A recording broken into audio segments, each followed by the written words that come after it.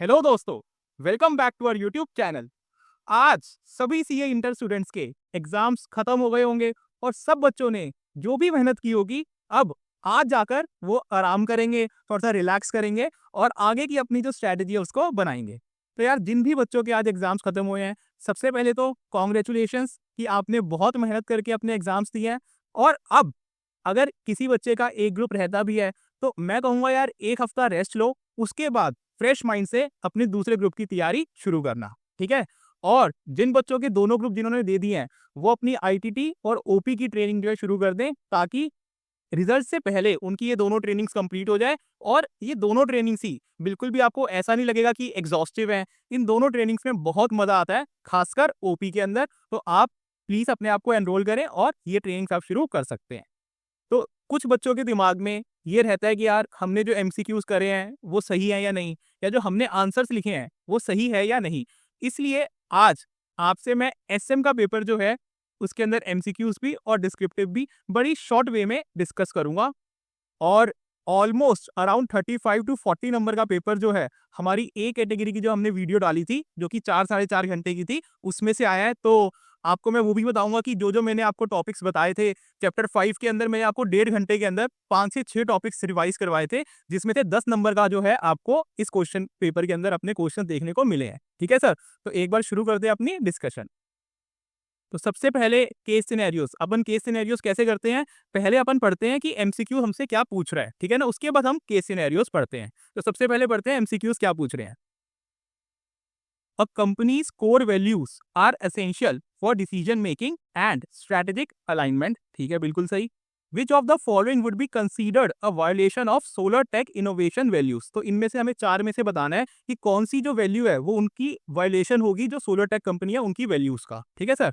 तो पहला तो investing in high efficiency solar panels that reduce carbon emissions, partnering with fossil fuels, launching an initiative to make solar energy more affordable और encouraging employees to participate in sustainability programs। देखो, अगर मैं इसको बिना case scenario पढ़े भी देखूं, ठीक है ना, तो भाई investing in high efficiency solar panels to that reduce carbon emissions, तो ये तो कोई वैल्यू का उल्लंघन है नहीं। Partnering with fossil fuels companies to increase short term profitability, ये कहीं ना कहीं एक हैक लग रहा है, इसके अंदर कहीं ना कहीं वैल्यूज का उल्लंघन लग रहा है। बाकी हम आंसर करेंगे केस सिनेरियो पढ़ने के बाद। Then second, SolarTech expands its distribution network by forming partnerships with retail chains. This directly affects which value chain activity? तो भाई उसने अपना डिस्ट्रीब्यूशन नेटवर्क बढ़ाने के लिए एक रिटेल चेन्स के साथ पार्टनरशिप करी है, तो कौन सी वैल्यू चेन की एक्टिविटी है? तो ये तो आप वैसे ही बता सकते हो कि दिस इज आउटबाउंड लॉजिस्टिक्स, ठीक है ना। उसके अंदर ही अपनी डिस्ट्रीब्यूशन चैनल्स अपन डेवलप करते हैं। चलिए, then SolarTech innovation partnered with financial institutions to offer easy financing options to make solar energy more affordable. This decision falls under which strategy level? तो ये अपने को एक बार केस सिनेरियो पढ़ के समझ में आएगा कि ये वाला डिसीजन किस लेवल की मैनेजमेंट ने लिया है। ठीक है सर, चलिए। अब SolarTech is considering expanding into a developing country where electricity access is low। ठीक है sir, which external factor is the primary reason for this decision? तो ये भी अपने को केस सिनेरियो पढ़ने के बाद ही समझ में आएगा। Then a leading real estate developer Green Habitat Constructions wants to integrate SolarTech's next generation panels into its residential and commercial projects. Where would Green Habitat Construction fall in Mandela matrix? तो ये भी एक बार अपन case scenario पढ़ लेते हैं, फिर इसका answer करेंगे। ठीक है सर, चलिए। तो अभी मैं अगर आपको बोलूं तो बिना केस सिनेरियो पढ़े अपन 2 आंसर कर पाए हैं, एक आउटबाउंड लॉजिस्टिक्स और कहीं ना कहीं मेरे को इसका आंसर बी लग रहा है। ठीक है सर, चलिए। तो सोलर टेक इनोवेशन जो है एक startup specialisation in next generation solar panels entered the highly competitive renewable energy sector with a mission to make solar power more accessible and efficient. ठीक है सर, सोलर टेक इनोवेशन एक startup है जो कि एक नेक्स्ट जनरेशन सोलर पैनल्स के अंदर enter किया है, एक कॉम्पिटेटिव रिन्यूएबल एनर्जी इंडस्ट्री के अंदर। However, the company faced significant challenges including high R&D cost, limited consumer awareness, regulatory compliances, hurdles and stiff competition from established energy products। तो भाई उसको challenges क्या क्या आए हैं? सबसे पहले तो जो उसकी R&D कॉस्ट है, यानी कि रिसर्च एंड डेवलपमेंट कॉस्ट है, वो ज्यादा है। कंज्यूमर्स को अभी ज्यादातर इसके प्रोडक्ट के बारे में नहीं पता। देन रेगुलेटरी कंप्लाइंसेस इसके बहुत हैं, और इसका कंपटीशन जो एस्टैब्लिश्ड प्लेयर्स है उनसे काफी ज्यादा है।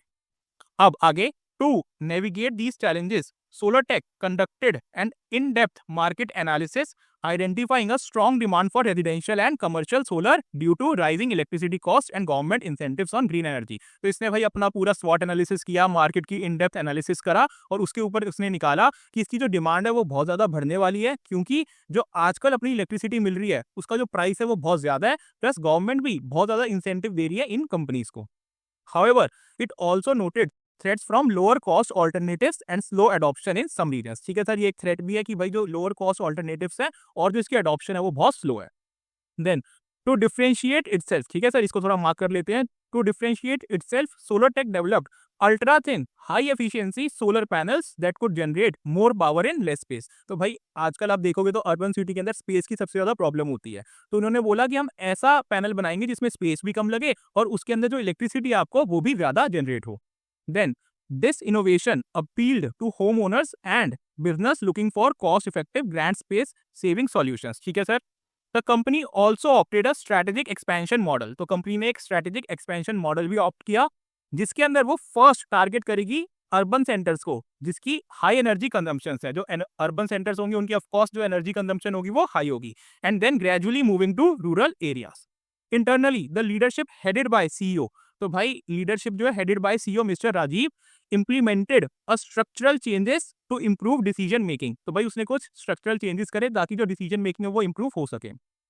The company embraced a decentralized approach, enabling regional teams adapt their sales and marketing strategies। तो उसने बोला कि हम जो है decentralized approach अपनाएंगे जिसमें जो regional teams है उनके जो head होंगे वो रीजन की मार्केटिंग और सेल्स की जो स्ट्रेटजीज है वो बनाएंगे। Additionally, SolarTech partnered with financial institutions to offer easy financing options, making solar energy most affordable। तो देखो हमने एक MCQ पढ़ा था जिसमें उसमें लिखा हुआ था कि आपने किसी पार्टनर किया है फाइनेंशियल इंस्टीट्यूशन के साथ तो वो कौन से लेवल की स्ट्रैटेजी है। तो देखो यहाँ पे लिखा हुआ है सोलर टेक पार्टनर, ठीक है ना। यहाँ पे कहीं पे भी ये नहीं लिखा हुआ कि जो आपके रीजनल लेवल मैनेजर्स हैं उन्होंने ऐसा सुझाव दिया है, ठीक है ना। और ऊपर कहीं ना कहीं सीईओ का भी बताया हो कि उसकी लीडरशिप के अंदर ये सारा काम हो रहा है। तो मेरे हिसाब से इसके अंदर कॉर्पोरेट लेवल आना चाहिए, ठीक है सर। चलिए अब to enhance operational efficiency solar tech streamlined its supply chain and secured bulk raw material procurement deals reducing cost without compromising quality. ठीक है भाई, उसने एकदम से बहुत ज्यादा माल उठाया ताकि उसकी जो कॉस्ट है वो कम हो सके। Simultaneously the company focused on customer education through digital marketing and community outreach programmes, increasing awareness and adoption. Over 4 years, these strategic initiatives led to SolarTech's expansion across multiple states। बिल्कुल सही। उसने भाई पिछले आप मान लो 4 साल के अंदर कुछ ऐसे इनिशिएटिव्स करे जिसकी जो इसकी एक्सपेंशन है वो कई स्टेट्स में हो गई। देन उसने पार्टनरशिप करा रियल एस्टेट डेवलपर्स के साथ and 60% increase in annual revenue. और उसका ये पार्टनरशिप करने से एनुअल रेवेन्यू में 60% इंक्रीज आया। By aligning technology innovation, operational efficiency and market expansion, the company successfully positioned itself in the renewable energy sector. तो अब वो जो है अपने आप को ढंग से पोजीशन कर पाई है एनर्जी सेक्टर के अंदर, रिन्यूएबल एनर्जी सेक्टर के अंदर। चलिए अब जो हमारे रह गए थे वो पढ़ते हैं। फर्स्ट का मैंने आपको बता दिया था कि ये फॉसिल फ्यूल्स के साथ जो वो शॉर्ट टर्म प्रॉफिटेबिलिटी के साथ अगर पार्टनर करती है तो वो उसकी वैल्यूज के खिलाफ होगा। देन सेकंड आउटबाउंड लॉजिस्टिक्स होगा, डिस्ट्रीब्यूशन नेटवर्क। देन थर्ड जो है मैंने आपको बताया कि कॉर्पोरेट लेवल होगा, क्योंकि जो फाइनेंशियल इंस्टीट्यूशंस के साथ उनका पार्टनर करने का डिसीजन है वो कहीं ना कहीं लग रहा है क्वेश्चन से कि वो सीईओ ने लिया है, ठीक है। बाकी देखो अगर जनरली आप मेरे से पूछो तो ये बहुत बड़ा डिसीजन नहीं है, ये एग्जीक्यूशन लेवल का भी डिसीजन कहा जा सकता है, तो इसको हम बिजनेस लेवल भी कह सकते हैं। बट क्वेश्चन का केस सिनेरियो पढ़ के मेरे को लग रहा है कि इसका आंसर कॉर्पोरेट लेवल होना चाहिए। Then, SolarTech is considering expanding into a developing country where electricity access is low. Which external factor is the primary reason for this? तो external factor कौन सा है जिसका primary reason ये है? तो भाई सबसे पहले जो मेरे को इसके अंदर लग रहा है, देखो low production cost in the target country की कोई बात नहीं कही गई है अपनी पूरे केस सिनेरियो के अंदर। Then strong competition from global solar brands. हाँ, ये हमें बताया गया कि जो कंपटीशन है एग्जिस्टिंग प्लेयर्स का वो बहुत ज्यादा है, ठीक है ना। तो एक तो ये चीज है। Then availability of skilled solar engineers, ऐसा भी कुछ नहीं कहा गया हमें केस सिनेरियो में। और high demand for alternative energy sources. हाँ, ये मेरे को लग रहा है कि भाई हाई डिमांड हो सकता है, क्योंकि आज की डेट के अंदर पहले अगर आप जनरली भी सोचो तो डेवलपिंग कंट्री के अंदर क्योंकि कॉस्ट ज्यादा बढ़ रही है ऑल्टरनेटिव सोर्सेज की एनर्जी की, तो जो रेन्यूएबल सोर्स ऑफ एनर्जी है वो कहीं ना कहीं चीप पड़ता है। तो इस वजह से जो है बहुत सारी सोलर कंपनीज डेवलपिंग कंट्रीज के अंदर आ रही है। तो आई थिंक इसका आंसर होना चाहिए आपका D. Then A leading real estate developer, Green Habitat Constructions, wants to integrate SolarTech's next generation panel into its residential and commercial projects. Where would Green Habitat Construction fall in the Mendelow's matrix? तो यार ये देखो, कहीं ना कहीं ये जो green habitat construction है वो आपके कंपनी का एक कस्टमर है, ठीक है ना। अब जो कस्टमर होते हैं उनको हम कीप सेटिस्फाइड कैटेगरी के अंदर डालते हैं, जिसके अंदर हम बोलते हैं कि उनकी पावर तो हाई है लेकिन इंटरेस्ट उनका लो होता है, ठीक है ना। तो मेरे हिसाब से क्योंकि वो कस्टमर है तो इसको आपको कीप सेटिस्फाइड के अंदर ही डालना चाहिए, ठीक है सर। अब अगर ये बहुत ही मेजर कस्टमर, हम देखो पूरे केस सिनेरियो में अगर इन्होंने बोला होता कि पूरी डिपेंडेंसी है इनकी ग्रीन हैबिटेट कंस्ट्रक्शंस के ऊपर, तो हम हो सकता है इसको की प्लेयर भी कह सकते थे। लेकिन ऐसा कहीं भी मेंशन नहीं है कि इस रियल एस्टेट डेवलपर के ऊपर इनकी पूरी पूरी डिपेंडेंसी है। तो आई थिंक इसका आंसर डी होना चाहिए, ठीक है। चलिए, अब BioCure is pioneer in low cost rapid diagnostic kits, ठीक है सर, बहुत बढ़िया। वो पायनियर है, मतलब वो अपनी इंडस्ट्री का एक तरह से सबसे टॉप पोजीशन पे बैठा हुआ है डायग्नोस्टिक किट्स के अंदर, and commands strong brand loyalty in tier 2 and tier 3 Indian cities, बिल्कुल ठीक। The company holds a leading competitive position thanks to its proprietary technology and wide distribution network. तो भाई इसकी एक तरह से लीडिंग कॉम्पिटिटिव पोजीशन है। However the rapid diagnostic industry is maturing. तो भाई ये जो आपकी डायग्नोस्टिक इंडस्ट्री है वो मैच्योर हो रही है with new regulations, consolidation and slowing growth rate, ठीक है ना। तो ग्रोथ रेट भी स्लो हो रही है। Many firms are shifting their focus to AI powered health platforms, making it harder for traditional players to innovate without high R&D spend. तो हमें एडीएल मैट्रिक्स के अंदर बताना है कि भाई ये कौन सी पोजीशन पे आएगा। तो देखो यार, आपको इसको अगर ज़्यादा एनालाइज नहीं भी करना तो यहाँ पे लिखा हुआ है कि ये जो इंडस्ट्री है वो मैच्योर हो रही है। और अगर आप देखोगे तो इन चारों ऑप्शंस में से इंडस्ट्री सिर्फ एक ही बताया हुआ है कि ये मैच्योर इंडस्ट्री है, ठीक है ना। तो मेरे ख्याल से इसका answer strong position in a mature industry. अब ये जो एजिंग इंडस्ट्री है अगर वो भी होता लेकिन इसकी जो पोजीशन है वो वीक नहीं है, ठीक है ना, तो ये आपका मैच्योर इंडस्ट्री है प्लस इसकी पोजीशन स्ट्रॉन्ग है, तो इसका आंसर 100% बी ही होगा। चलिए, अब EduEdge, learning a digital education startup, struggled with inconsistent communication and poor integration across departments. Although the strategy and talent were in place, collaboration was ineffective. अच्छा, तो भाई ये कह रहे हैं स्ट्रैटेजी और जो टैलेंट है वो एकदम सही था लेकिन जो उनके बीच में कोलैबोरेशन हुआ वो इनफेक्टिव हुआ। In order to resolve this issue, the leadership launched a centralized knowledge sharing platform. तो उन्होंने एक centralized knowledge sharing platform launch किया है and defined clear internal communication protocols. और एक उन्होंने एक सिस्टम बना दिया जिससे कि आपकी clear internal communication हो पाए। Performance appraisal systems were linked to teamwork and collaboration goals, ensuring alignment of all the process with the strategic intent. तो भाई इसके अंदर बताना हमें कौन सा एलिमेंट जो है 7S मॉडल का, मैकेंजी 7S मॉडल का इसके अंदर यूज किया है। तो यार देखो इसके अंदर लिखा हुआ है यहाँ पे आपने सिस्टम बना दिया, ठीक है ना। पहली चीज तो यहाँ पे ये स्किल्स तो हो नहीं सकता क्योंकि ऊपर टैलेंट की बात करी गई है कि वो बिल्कुल सही था। देन स्ट्रैटेजी की भी बात करी गई है कि वो भी एकदम सही थी। तो आपके ये दो ऑप्शंस तो खत्म ही हो गए। अब बचा आपका स्ट्रक्चर और सिस्टम। देखो स्ट्रक्चर इसलिए नहीं होगा क्योंकि इन्होंने कहीं पे भी लीडरशिप के अंदर चेंजेस नहीं करे हैं। तो जहां तक मेरा हिसाब, इन्होंने एक नया सिस्टम बनाया है जिसके अंदर उन्होंने बोला कि आपकी जो परफॉर्मेंस अप्रेजल भी है वो भी एक कम्युनिकेशन के बेसिस पे डिसाइड होगा। एक नया सिस्टम बनाया ऑर्गेनाइजेशन के अंदर, तो मेरे ख्याल से इसका आंसर सी होना चाहिए।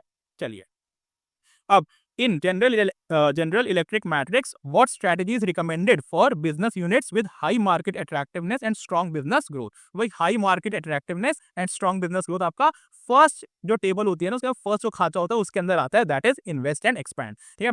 मार्केट अट्रैक्टिवनेस भी बहुत हाई है प्लस बिजनेस स्ट्रेंथ भी बहुत हाई है, तो आपको इसके अंदर क्या करना है, इन्वेस्ट करना है और एक्सपैंड करना है। चलिए, तो सर यहाँ पे आपके एमसीक्यू सारे खत्म हो जाते हैं। अब अपन डिस्कस करते हैं सारे डिस्क्रिप्टिव क्वेश्चंस। देखो डिस्क्रिप्टिव के लिए मैं आपको बोलूंगा कि एवरेज कहूंगा मैं, ना इजी कहूंगा ना डिफिकल्ट कहूंगा। एक दो क्वेश्चंस में आप कह सकते हो कि यार ये थोड़े से ना अलग जगह से आईसीआई ने पूछ लिया या इंपॉर्टेंट नहीं था, एक जनरल वे में पूछ लिया, लेकिन बाकी मैक्सिमम क्वेश्चंस जो है जिनके आंसर स्पेसिफिक हो सकते थे वही आईसीआई ने पूछा है। तो पहला क्वेश्चन पढ़ते हैं। ARP Motors and automobile company, ठीक है भाई, एक ARP जो मोटर्स है वो आपकी ऑटोमोबाइल कंपनी है, was struggling in the competitive SUV market in India. As a business strategist, you recommend that ARP launched a compact SUV that balances affordability with premium features. तो भाई हम as a strategist हमने एक automobile company को advice दिया कि अगर आपका ग्रोथ करनी है तो आपको एक ऐसी गाड़ी निकालनी चाहिए, ऐसी SUV निकालनी चाहिए जो अफोर्डेबल भी हो और उसके फीचर्स भी प्रीमियम हो। In response ARP developed and introduced Flexon. भाई ये जो फ्लेक्सॉन वर्ड लग रहा है आपको वो नेक्सॉन से कहीं ना कहीं मिलता हुआ नहीं लग रहा, ये मेरे को टाटा की स्टोरी ज्यादा लग रही है ना। चलो, pricing it and incorporating high-end features such as a 5-star global NCAP safety rating, a modern design and an advanced technology। तो भाई पहली चीज तो इसने क्या किया, स्ट्रेटेजिकली प्राइस किया, ठीक है, एंड सेकेंडली उसने हाई एंड फीचर्स डाल दिए, यानी कि प्राइसिंग भी ठीक ठाक रखी और जो फीचर्स है वो बहुत हाई एंड रखे हैं, प्रीमियम रखे हैं, ठीक है।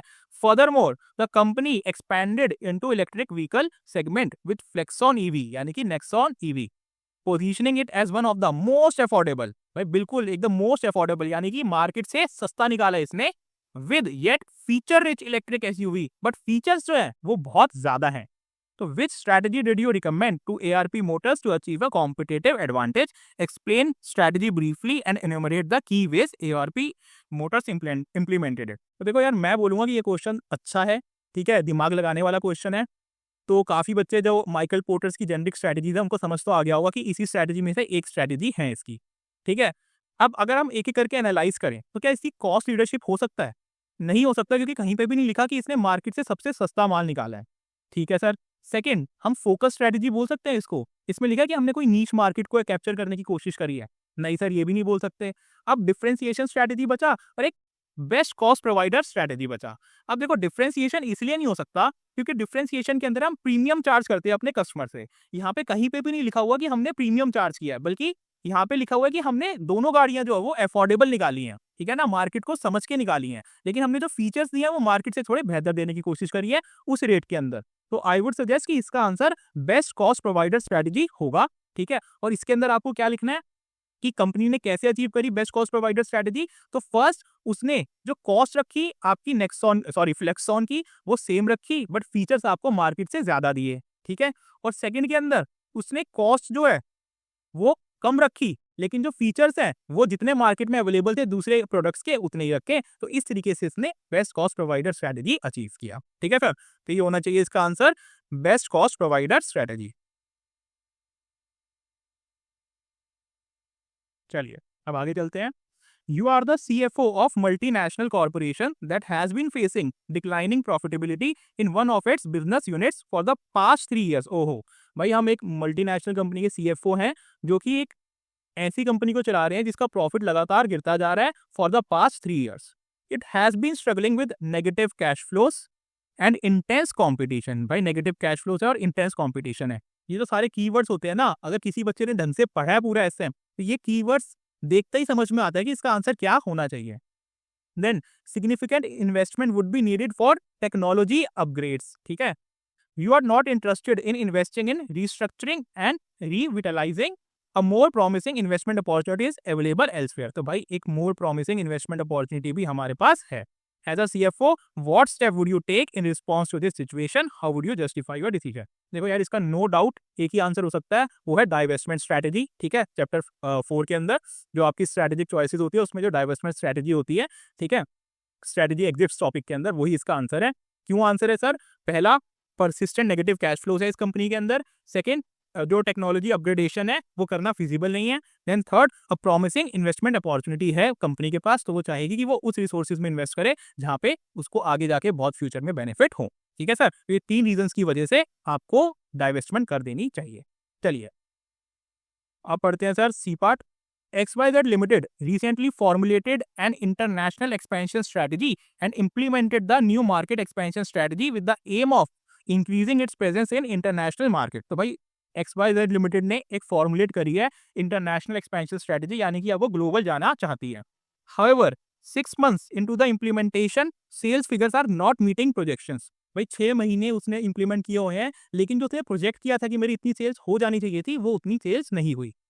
Improper use of resources, undesirable tendencies of the workers, non-conformance to norms and standards, and unforeseen regulatory challenges have emerged। बिल्कुल सही। Additionally, competitor activity has intensified, affecting market share as a strategic decision maker। Which function of strategic management process would you perform? अच्छा, तो भाई ये कह रहा है कि जैसा हमने सोचा वैसा हुआ नहीं है। क्यों नहीं हुआ? क्योंकि कुछ हमने इम्प्रॉपर यूज कर लिया रिसोर्सेज का, कुछ अनडिजायरेबल टेंडेंसीज हो गई वर्कर्स की, कुछ non conformance of norms and standards हो गए, यानी कि हम कुछ जो नॉर्म्स एंड स्टैंडर्ड्स होते हैं गवर्नमेंट के वो हम कंप्लाई नहीं कर पाए। दूसरा, जो कॉम्पिटिटर है वो एकदम से इमर्ज हो गए, उन्होंने कुछ ज्यादा नई एक्टिविटीज कर दी मार्केट के अंदर। तो अब हमें as a strategic decision maker बताना है कि हमें कौन सा फंक्शन स्ट्रेटेजिक मैनेजमेंट का, ठीक है ना, यानी कि स्ट्रेटेजी फॉर्मुलेशन, स्ट्रेटेजिक इंप्लीमेंटेशन, जो ये 5 फंक्शंस होते हैं उसमें से कौन सा फंक्शन हमें अब परफॉर्म करना चाहिए और उसके स्पेसिफिक एलिमेंट्स क्या of that function that would you implement to overcome these issues and ensure that the planned actions translate into successful achievement of goals and strategy। तो यार देखो, मेरे हिसाब से इसका आंसर होना चाहिए कि स्ट्रैटेजी इवैल्यूएशन एंड कंट्रोल, जो आपका 5th फंक्शन होता है स्ट्रैटेजिक मैनेजमेंट फंक्शंस का, ठीक है। और इसके अंदर आप क्या लिखोगे कि जब आप इवैल्यूएट करोगे अपनी प्लानिंग को, अपनी स्ट्रैटेजी को, तो आप निकालोगे कि यार मेरा कितना, जो मैंने अचीव किया और जो मेरे को कितना प्रोजेक्शंस थी उसके बीच में कितना डिफरेंस है। वो डिफरेंस किन रीजंस की वजह से है, क्या मेरे को अपनी जो स्ट्रैटेजी है उसको रिविजिट करने की जरूरत है। अगर रिविजिट करने की जरूरत है तो मेरे को दोबारा से उसको बनानी चाहिए स्ट्रैटेजी को। लेकिन अगर मेरे एग्जीक्यूशन के अंदर कोई दिक्कत हुई है तो मेरे को उसको एनालाइज करना चाहिए कि मैं उसको बेहतर एग्जीक्यूट कैसे कर सकता हूँ। तो इसका आंसर मेरे ख्याल से स्ट्रैटेजी इवैल्यूएशन एंड कंट्रोल होना चाहिए। चलिए अब 6th क्वेश्चन पे आ जाते हैं। A well-defined vision and mission statement provide direction and purpose to an organization. Explain the significance of vision and mission statement in strategic planning। तो बिल्कुल स्ट्रेट फॉरवर्ड इसका आंसर है। आपको सिग्निफिकेंस बताना है विजन एंड मिशन स्टेटमेंट का। Vision statement क्या होती है, वो एक रोड मैप देता है आपको फ्यूचर प्लानिंग के लिए, कंपनी के लिए। मिशन स्टेटमेंट आपको कैसे हेल्प करती है, एलोकेट करने में रिसोर्स को, उसका एक बेसिस देती है, बेसिस फॉर मोटिवेशन होता है एम्प्लॉयज का, ठीक है ना, और एक फोकल पॉइंट देती है आपको मिशन, ठीक है, और कंपनी को एक यूनानिमस तरीके से काम करने के लिए मोटिवेट रखती है। ये 3-4 आपके जो सिग्निफिकेंस है मिशन स्टेटमेंट के और विजन स्टेटमेंट के, वो आपको इसके अंदर लिखने हैं। 5 नंबर का क्वेश्चन है, 5 पॉइंट लिख दोगे तो आपको पूरे नंबर मिल जाएंगे। Then B, which concept explains the efficiency increase gained by a worker through repetitive production work leading to cost reduction and competitive advantage। तो यार इसका आंसर तो सिंपल सा है, एक्सपीरियंस लर्निंग कर्व, ठीक है ना, कि भाई आप जितना जितना एक्सपीरियंस गेन करते रहोगे उतना आपको लर्निंग होगी, उससे आपकी उतनी कॉस्ट ऑफ प्रोडक्शन जो है वो कम होती जाएगी, ठीक है। तो इसका आंसर सिंपल सा यही होना चाहिए। और फीचर्स के अंदर तो इसके 3 फीचर्स दिए हुए हैं आपके स्टडी मैट के अंदर। पहला कि जो बड़ी ऑर्गेनाइजेशंस होती है उनको ज्यादा बेनिफिट मिलता है एक्सपीरियंस लर्निंग कर्व का। सेकंड, आप जितना ग्रो करोगे उतना जो है आपका एक्सपीरियंस लर्निंग कर्व बढ़ेगा, और जितना आपका एक्सपीरियंस लर्निंग कर्व बढ़ेगा उतनी आपकी प्रोडक्शन कॉस्ट नीचे आती रहेगी। तो इसका आंसर होना चाहिए ELC। Then the primary objective of SWOT analysis is to help organisation develop a full awareness of all factors involved in making a decision. तो भाई ये कह रहे हैं जो प्राइमरी ऑब्जेक्टिव होता है SWOT एनालिसिस का, वो होता है कि ऑर्गेनाइजेशन को हेल्प कर सके develop a full awareness of all factors, यानी कि आसपास जो भी फैक्टर्स है उसकी अवेयरनेस उसको मिल जाए in making a business decision. In the light of above statement explain why it is necessary to do SWOT analysis for business organisation before using the strategy. कहीं ना कहीं मैं इसको बोलूंगा कि जनरल क्वेश्चन है, बहुत स्पेसिफिक आंसर अगर आप ढूंढोगे तो स्टडी मैट में क्या पता ना मिले आपको। 1-2 पॉइंट्स जरूर मिल सकते हैं स्टडी मैट में, जो कि है कि भाई लैंडस्केप को एनालाइज करने में हेल्प करता है, जो आगे कॉम्प्लेक्स अनसर्टेनिटीज आ सकती है फ्यूचर के अंदर उनको पहले से ही प्रेडिक्ट करने में हेल्प करता है आपका SWOT एनालिसिस। ये 2-3 पॉइंट्स जो है वो हैं, बाकी आपको जनरल लिखना है कि SWOT एनालिसिस हमारी स्ट्रेंथ्स को बताता है, हमारी वीकनेसेस को बताता है, जो मार्केट में अपॉर्चुनिटीज और थ्रेट्स है उनको हमें पहले से बता देता है, जिसका हम फायदा भी उठा सकते हैं, और जो हमारे थ्रेट्स है उनको हम पहले से ही डिसाइड कर सकते हैं कि इससे हमें कैसे डील करना है, ठीक है। तो एक जनरल आंसर अपन लिखेंगे तो इसके अंदर लगभग 4 नंबर या 3 नंबर अपने को मिल जाएंगे, ठीक है सर। चलिए B, in a dynamic business environment, merger serves as a critical tool for companies seeking expansion, synergy, creation, and competitive advantage. Discuss the concept of merger, their classification, and their impact on business performance। तो भाई इसके अंदर हमें concept बताने हैं mergers के। तो मेरे ख्याल से इसके अंदर आपको 4 टाइप्स के मर्जर्स बता देने हैं। सबसे पहले मर्जर्स की डेफिनेशन लिख देना, देन 4 आपको टाइप्स बताने हैं मर्जर के। पहला हो गया vertical merger, horizontal merger, cogeneric merger और कॉन्ग्लोमरेट मर्जर। ये आपको इसके बारे में लिखना है एक एक लाइन, और आपको पूरे 5 नंबर मिल जाएंगे। देन आपका question 8, a close and continuous interaction between a business and its environment helps in strengthening the business firm and using its resources more effectively. Explain business environment and discuss how does the interaction between a business and its environment helps the business firm। तो ये आपका जो है I think chapter 3 का topic है, जिसके अंदर आपको बताया हुआ है कि कैसे आपका इंटरेक्शन बिजनेस एनवायरनमेंट के साथ हेल्प करता है। तो वो इसका आंसर होता है कि भाई कॉन्टिन्यूस लर्निंग आपको देता है, आपकी इमेज बिल्डिंग में हेल्प करता है, आपको अपॉर्चुनिटी और थ्रेट्स बताता है, ठीक है ना। तो ये इसके 3-4 जो पॉइंट्स है आप वो लिखेंगे तो आपको पूरे नंबर मिल जाएंगे। चलिए, then many managers fail to distinguish between strategy formulation and strategy implementation. तो आपको डिस्टिंक्शन बताना है। ये तो मैंने आपको पूरा अच्छे से बताया था, एकदम डिफरेंस बताया था कि भाई जो आपका स्ट्रेटजी फॉर्मुलेशन होता है वो कहीं ना कहीं इंटेलेक्चुअल थिंकिंग में हेल्प करता है, और आपका लॉजिकल रीजनिंग उसके अंदर रिक्वायरमेंट होती है। जो आपका स्ट्रेटजी फॉर्मुलेशन होता है उसके अंदर आपकी लीडरशिप स्किल्स की रिक्वायरमेंट होती है, क्योंकि इंप्लीमेंटेशन करना होता है। स्ट्रेटजी इंप्लीमेंटेशन आपका एक्शन ओरिएंटेड प्रोसेस होता है। फॉर्मुलेशन जो होता है वो आपका लॉजिकल थिंकिंग, इंटेलेक्चुअल थिंकिंग होता है आपका प्रोसेस। तो इसके आप कोई भी 4 या 5 पॉइंट्स लिख सकते हैं। एकदम स्टडी मैट के अंदर आपको ऐसे ही टेबल बना के दिया हुआ है, स्ट्रेटजी इंप्लीमेंटेशन और स्ट्रेटजी फॉर्मुलेशन, उसमें से कोई भी 5 पॉइंट स्ट्रेट फॉरवर्ड आंसर है, लिखोगे तो इसमें पूरे नंबर मिल जाएंगे। Then last, write a short note on hourglass organisation structure. तो मैंने आपको 3 ही ऑर्गेनाइजेशन स्ट्रक्चर बताए थे अपनी रिवीजन वीडियो में, एक स्ट्रेटेजिक बिजनेस यूनिट, एक नेटवर्क स्ट्रक्चर और एक आवर-ग्लास स्ट्रक्चर। मैंने बोला था यार ज्यादातर इन्हीं तीनों में से क्वेश्चन आता है, तो आपका आवर-ग्लास स्ट्रक्चर से क्वेश्चन आया है। उसमें आपको यही लिखना था कि आपको मिडिल मैनेजमेंट जो होती है वो इसमें रिमूव हो जाती है, और जो टॉप लेवल और जो फंक्शनल लेवल मैनेजर्स होते हैं वो आपस में ज्यादा इजीली इंटरैक्ट कर पाते हैं। टेक्नोलॉजी की वजह से जो है वो मिडिल लेवल मैनेजमेंट को हटा देते हैं और टेक्नोलॉजी का यूज करके वो एक कम्युनिकेशन प्रोसेस डेवलप करते हैं। ठीक है, तो यहाँ पे हमारी डिस्कशन खत्म होती है एसएम के सितंबर 25 के पेपर की। मेरे हिसाब से मतलब I would say average paper था। जो बच्चों ने ढंग से पढ़ाई करी होगी, अच्छे से पढ़े होंगे आंसर सारे, ठीक है, इंपॉर्टेंट टॉपिक्स भी अगर पढ़ लिए होंगे, तो इसके अंदर अगर 65 नंबर का आपसे पूछा गया है तो मेरे हिसाब से आप आराम से 45 टू 50 नंबर का अटेम्प्ट कर सकते थे। ये वाला 10 से 15 नंबर मैं बोलूंगा थोड़े ट्रिकी क्वेश्चन थे, जिसके लिए आपको एफर्ट करना पड़े या सोचना पड़े कि इसका आंसर क्या हो सकता है। ठीक है सर, बाकी ऑल द बेस्ट आप सबको। Keep working hard, keep studying hard. Bye bye.